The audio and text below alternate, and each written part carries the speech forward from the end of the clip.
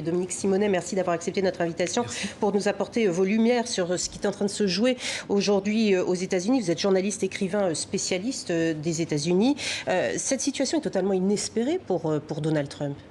Oui, il a une chance incroyable, une chance absolument incroyable d'avoir un poste vacant à la Cour suprême quelques semaines très proches de l'élection présidentielle.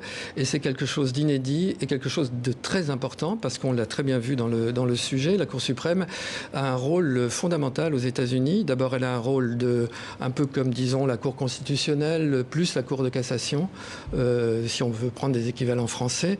C'est-à-dire qu'elle décide de la validité d'un certain nombre de lois en fonction de la Constitution, mais elle décide aussi des recours, c'est-à-dire elle est le recours suprême, comme son nom l'indique, des tribunaux. C'est-à-dire qu'elle peut donc décider de l'avortement, de la contraception, de la justice raciale, de l'immigration, du climat. Elle fait la pluie et le beau temps, en gros. Alors, elle ne s'auto-saisit pas, elle réagit à des recours qui peuvent avoir lieu et qui ont suivi un long cheminement juridique. Vous savez que les États-Unis sont plutôt un pays où on avance et on fait plutôt de la justice que des lois. Mais elle peut surtout, et c'est une vraie préoccupation actuellement, elle peut décider aussi, au final, du résultat d'une élection si les litiges lui sont portés. Et ça risque de se passer le 3 novembre prochain. Alors c'est possible, on a 5 conservateurs actuellement sur 3. Si Amy Coney Barrett est confirmée par le Sénat, parce qu'il ne suffit pas que Donald Trump la nomme, il faut qu'elle soit confirmée par le Sénat, et ça, c'est une course de vitesse qui est engagée par les Républicains.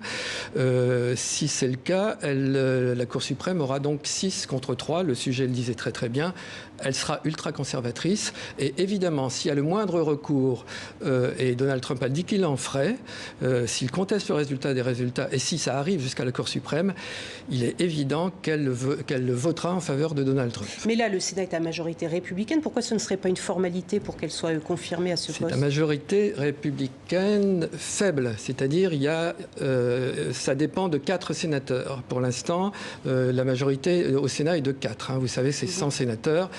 Il y en a 2 qui ont l'air de vouloir basculer. Est-ce qu'il est possible que 2 autres basculent, ce qui ferait que la majorité passerait démocrate et que cette juge ultra-conservatrice anti-avortement, comme on l'a dit, ne soit pas confirmée? C'est peu probable, mais bon, tout peut se passer encore. Ça dépend aussi, chaque sénateur a son propre agenda politique. Certains d'entre eux vont être réélus, donc ils jouent aussi leur poste. Le suspense là est garanti jusqu'au 3 novembre, et certainement bien au-delà même. Mais dites-moi, Amy Barrett, pour ses détracteurs, on dit que ses valeurs religieuses traditionnelles orienteraient sa lecture du droit. Mais à l'inverse, on aurait pu dire pareil de RBG, qui était progressiste, qui était féministe. Elle aussi, elle avait sa lecture du droit. Oui, mais les juges, justement, sont là et sont nommés par un processus assez compliqué et doivent être validés par le Sénat, justement, pour qu'il essaye de représenter d'une certaine manière le pays. Mais vous avez raison, il y a 2 conceptions, en fait, de la Cour suprême. Il y a une conception qui est un peu celle de Ruth Bader Ginsburg, qui était on doit faire respecter l'esprit de la loi, parce que la Constitution est vieille, vous voyez ces délais, vous voyez ces grands électeurs, c'est un système qui marche plus très bien.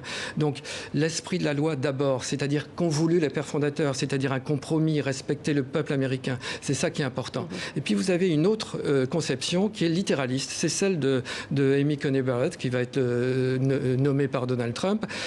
Conception à la lettre. Et donc on va essayer de voir comme un peu les fondamentalistes avec la Bible. On va regarder quel est le mot exact. Ça permet toutes les manipulations, et notamment les manipulations les plus intégristes. Bien évidemment. Est-ce que la présidentielle est selon vous jouée d'avance? On dit qu'aujourd'hui Joe Biden entre 8 et 10 points d'avance par rapport à Donald Trump.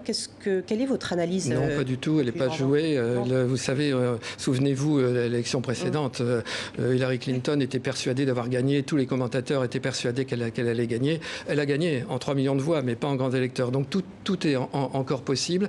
Et le là, vote par correspondance pourrait faire la différence également? Le vote par correspondance, mais surtout aussi cette histoire de Cour suprême dont on vient de parler, c'est-à-dire que ça peut décider un certain nombre d'électeurs démocrates pour aller essayer de faire un contrepoids, ou républicains au contraire pour...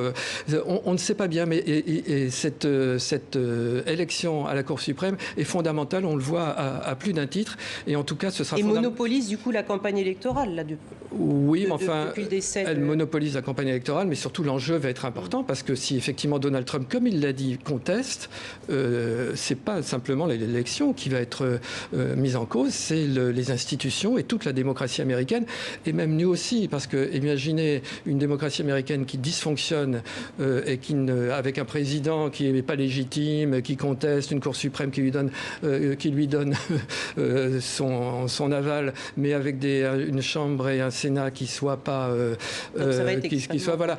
Imaginez ça, c'est une catastrophe pour les démocraties et pas simplement pour la démocratie américaine. Eh bien, vous reviendrez nous expliquer tout ça alors à l'issue du 3 novembre. Merci beaucoup Dominique Simonet d'avoir été avec nous et de nous avoir apporté votre analyse. Merci monsieur.